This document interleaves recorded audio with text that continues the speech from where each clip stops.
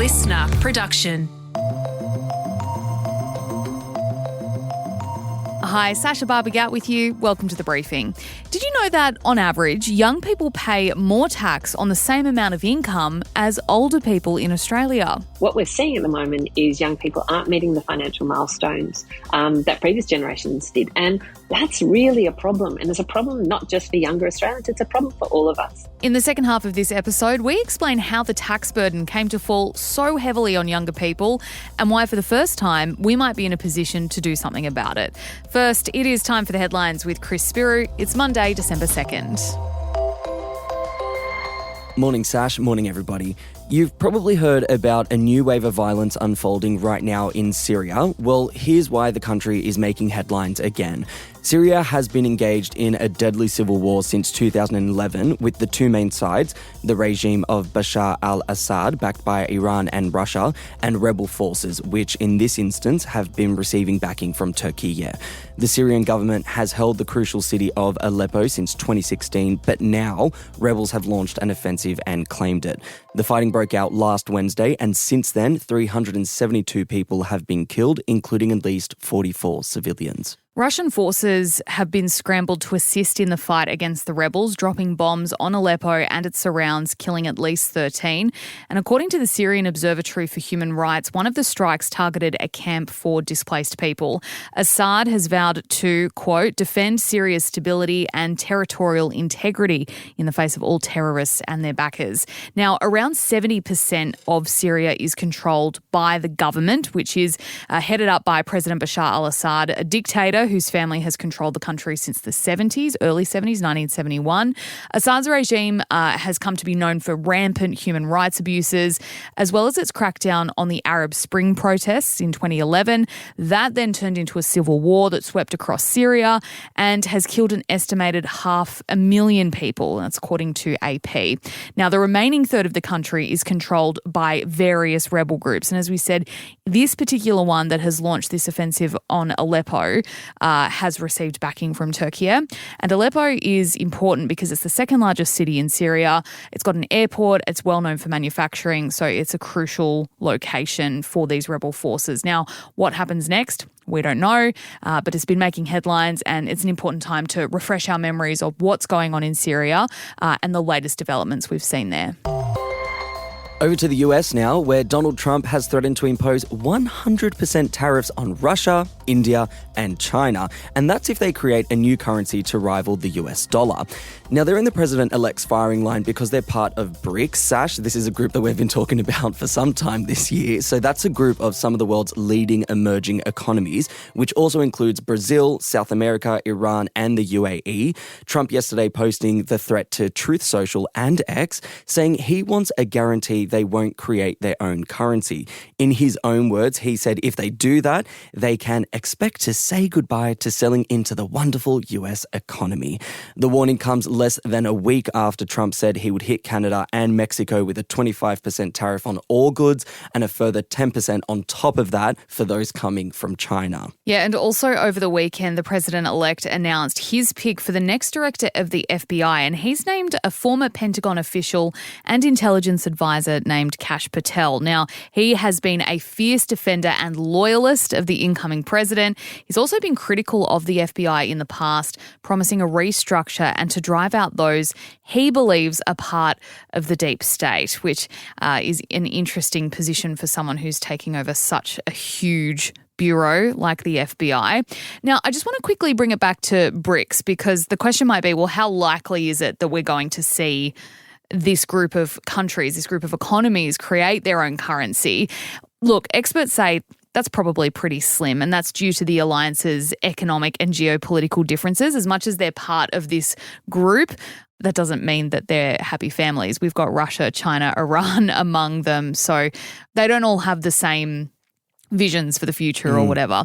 I think it's one of those ideas that they're floating. It was initially floated by Brazil's president in 2023, but using BRICS currencies and banking networks outside the US dollar-denominated system would allow country members like Russia, China and Iran, as I mentioned before, to get around Western sanctions. So there's this idea that that would be better for them in the long run. But yes, they can't all agree on everything. Yeah, and also out of the US over the weekend, the White House has condemned a propaganda video of a 20-year-old Israeli-American hostage. He's been there since October 7 last year.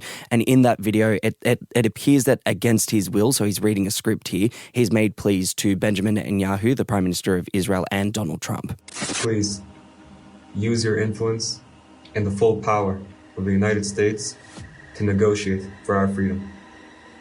Every day here feels like an eternity, and the pain from inside grows from day to day.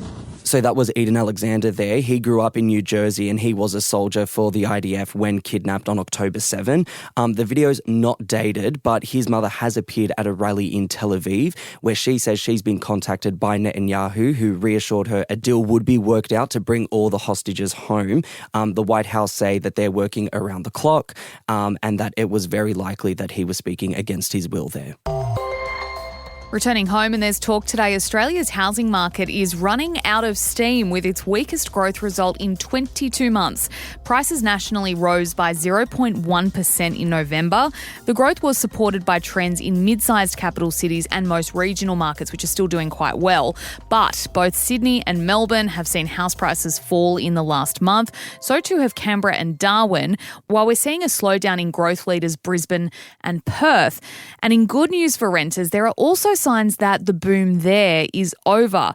So there was an increase of just 0.2% in November. Overall, rents are up 5.3% this year, but that's down on last year's national jump of 8.1%. So there are some questions about whether we'll see those prices rebound in the first quarter of 2025. That early year market is typically quite strong for the rental market, but most experts agree that the insane pressure on our rental market has eased for the long term. So slowly but surely, I mean, things are still pretty grim, and that's the problem is they've grown and rental prices aren't going to come back down. They're just going to stop growing. So, I mean, a bit of relief at least. We can hopefully go into 2025 saying my landlord's not going to jack up my rent by 25% this month.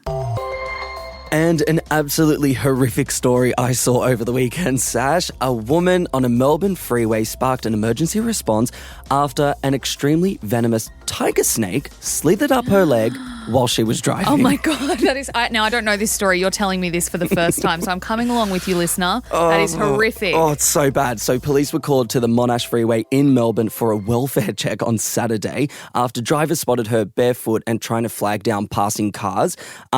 When officers did arrive, though, she told them she felt the reptile start sliding up her leg and somehow managed to safely pull over before leaping from her vehicle.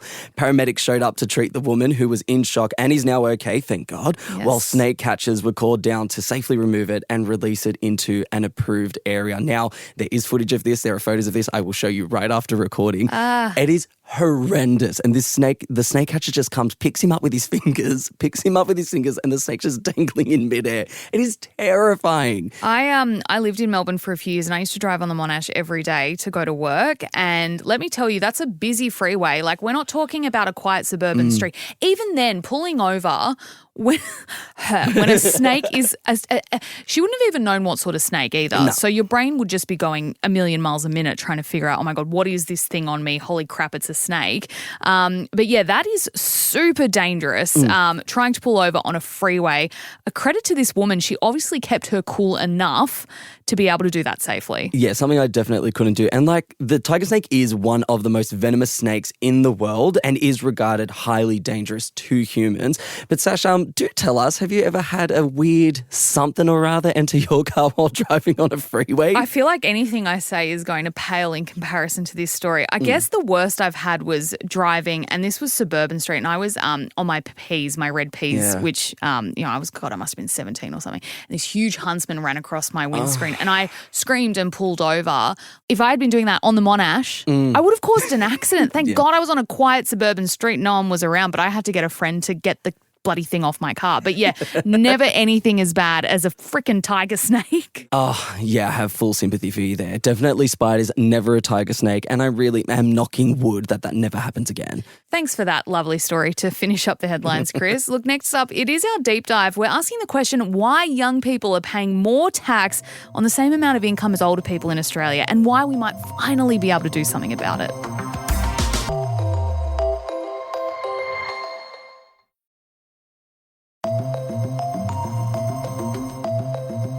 Hey, Bension here. In Australia, young people pay a lot more tax compared to older people on the same income. And young people today are paying a lot more tax than our parents did when they were our age. And not only have older people made absolute bank on the insane growth of house prices over our lifetimes, the money that they've earned that way is taxed a whole lot less than the kind of income most young people earn, i.e. wages from working. In summary, Australia's tax system adds one more shit sandwich to the plate our elders have so generously handed us. And by the way, over our lifetimes, the rate of growth in wages has steadily declined, although it has been trending back upwards since COVID. Independent MP Allegra is a business leader and multiple investment property owner. And she's the first to admit that she's benefited from some of the unfairness of the tax system, but she is determined to change that. She's spent more than a year working with experts, business groups, academics, trade unions and others to figure out how the tax system is unfairly advantaging some Australians over others. The result of that work is a green paper which lays out the problem and what we could do to solve it. Allegra Spender, welcome to the briefing. Thanks so much for having me. Your green paper says that older households with an income of $100,000 on average pay less than half the tax of a working age household with the same income, and that higher income older Australians pay much less tax than high income younger households. How is that possible and how is it legal? A lot of that is actually about superannuation, and it's about how people earn their money. So superannuation is a very tax efficient system. There are a lot of good reasons to have a superannuation system, but that is a key driver. Other drivers of that are things like that young people often are earning their income, earning money through wages, and those are things rather than sort of investment. So some of what they earned is taxed more heavily and taxed more upfront than perhaps if you have property where you're actually earning money, but it's a capital gain or something like that, which you don't have to pay tax on immediately. It's a real problem. It's a bunch of different things going on here, but it is a really, really big problem. How does that tax burden play out in young people's lives and how does it impact our future? This is something that really worries me. And because what I see with younger Australians is that they're struggling to get ahead the way that their parents' generations did. They are struggling to buy houses. We know that back in the 1980s, around 70% of 30 to 34-year-olds were homeowners, including mortgage holders. Now it's down to 50%. That's like a really big difference. But we're also seeing that in terms of decisions people making, they're very profound, including having children. See that Australia's birth rate is as low as it's ever been at 1.5. And when I talk to people in my community about this, a lot of this is also about, I just can't afford to have one kid or more kids. We're putting this stuff off because we just don't feel we've got the financial security. So what we're seeing at the moment is young people aren't meeting the financial milestones that previous generations did. And that's really a problem. And it's a problem not just for younger Australians, it's a problem for all of us. Because I don't want to be in a country where whether my kids or not can buy a house depends on my income. I don't want that, and I don't want to grow up in a country, where anyone's sort of success or opportunities and whether they can actually, raise a family depends on how wealthy their parents are. We've got to fix this. If young people are pissed off about being locked out of the housing market, facing an escalating climate crisis, in no financial position to have kids, which they are they at least likely to benefit from the same tax and wealth inequalities that older people are enjoying now when they get older? It's a good question. Probably, look, I'm not sure that they will. And one of the reasons that I don't think it is set up like that is, and this is a bit technical, but there's been a big asset price inflation over a period of time. So basically housing's got a lot more expensive. A lot of sort of investments have gone up a lot. And I don't know that we're going to see that again. And genuinely, I hope we don't see that again when it comes to housing, because, for instance, in the last 20 years, house prices have gone up by 4 times, incomes have gone up by 2 times. I don't think we as a country can do that again. So I don't know that we will see the same kind of asset price inflation that we have had in previous generations, which I think means that I don't think there are going to be the same opportunities. I don't think this is going to suddenly work out when everyone is older, that it's going to be okay. And that's actually, again, why I think we actually really need to deal with our tax system. You're a business leader. you own multiple investment properties. Arguably, you've personally benefited from some of the unfairness in the tax system and from low wages growth. How do you square those things? That's why I'm in politics, to change things. For me, this is not about, I guess, my personal circumstances. This is me about saying, how do you make this work for everyone? And I don't think it is working for people, and that's why I want to change it. I'm pretty sure what some of the issues that I'm raising will not benefit me personally, and I think that's fine. Like, I want this again to be a country that everybody can get ahead, and it's just we've got to make it work for everyone. Could you talk me through, avoiding jargon if you can, yeah, sorry. some of the ways that we can change the tax system broadly to make this better? It's not just about, I think, young people, the problems in our tax system, but for me, it's one of the really big issues. But I think there are 6 things that we need to do to make our tax system work better. One is, I think we need to lower income taxes on working people, because every Australian who has a job, pays tax. And it means this is the opportunity that everyone has, regardless of how their parents do. If they can keep more of their own income, they have a better chance of building wealth and getting ahead. So I think we need to lower income taxes on working people. Secondly, I think we need to shift the balance in our tax system towards home ownership, because I don't think it's got the right balance at the moment. And I think we need to make it easier from a tax point of view to own your own home. Thirdly, I think we also need to make sure that the tax system works for businesses and investment, because if businesses are growing, if productivity is growing, then wages are growing too. So that's actually, and we've got some problems about not investing enough in businesses. Fourthly, we also need to make sure the tax system is sustainable into the future. And one of the big things that's happening is we're getting more older Australians and fewer younger Australians, and that's getting worse over time. So that's one of the reasons why we need to change our income tax system, because we can't just keep on putting more and more pressure on the people who are working.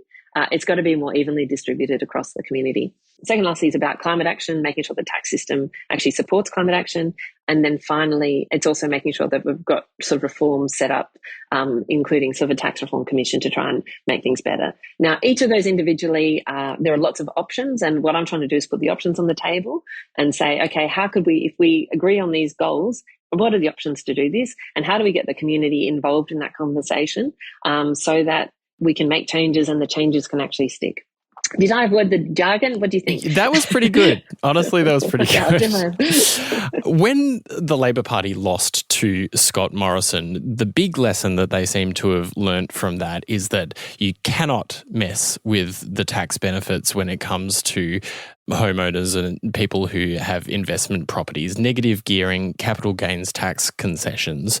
In this coming federal election, it will be the very first one where millennials and Gen Z outnumber baby boomers at the voting booth. Do you think that there's now an opportunity for some of those politics to change in a way that there wasn't before? I think there is. I'm not sure. I'll be honest, I don't think the major parties are going to take tax reform to the election. So I don't think, unfortunately, it's going to happen there. And my goal is more about what happens after that election. But I think there is an opportunity. And I think 3 reasons why. One is things have changed. It is harder now, and I think everybody appreciates that. And housing is much more of a big issue, I think, than it was back in Bill Shorten's time. Secondly, I think, as you said, demographics have changed. We've got more younger people voting. I think that is a really good thing. But thirdly, and this is what we need to do, we need to have the community speaking up and engage in this. Because I think tax reform and things have failed in the past when parties just kind of say, hey, this is it, this is what we should do. And they haven't talked to the community, they haven't warmed everybody up, they haven't sort of done that work. And that's what I think we need to do this time. I think that's why the mining tax failed. It's why, other tax changes that others have pursued failed, is because they didn't get the community on board. I reckon that's what we need to do. And now you also have groups like Think Forward, which are groups of now think tank focused on younger Australians and what is important to younger Australians. So I think things have evolved, and I think we've got an opportunity now. If Australians vote for a hung parliament where no party gets full majority, will these tax proposals be part of your conditions for the Labor or coalition to form minority government? To have a tax reform process, yes. I don't have the perfect answers. I don't expect to be able to determine what the tax system looks like. But what I do want to say is this stuff needs to be on the table. And being fair for young people needs to be at the heart of any tax reform that we take forward. So that's what I want to do, and that is a really important condition for me for if we come to those sorts of negotiations. Allegra Spender, thanks so much for joining us on The Briefing. Thanks so much for having me. Independent MP Allegra Spender speaking with me there. That's it for this episode of The Briefing. Thanks for listening. Before you go though, we'd love it if you could share this app with someone you think might enjoy it. It's a really easy way that you can support us and all that we do here at The Briefing. And so is sharing our social posts. Check us out on Instagram at The Briefing Podcast and on TikTok and YouTube. Just search Listener Newsroom. We'll have another episode for you this afternoon from 3. I'm Bension Siebert. Catch you next time.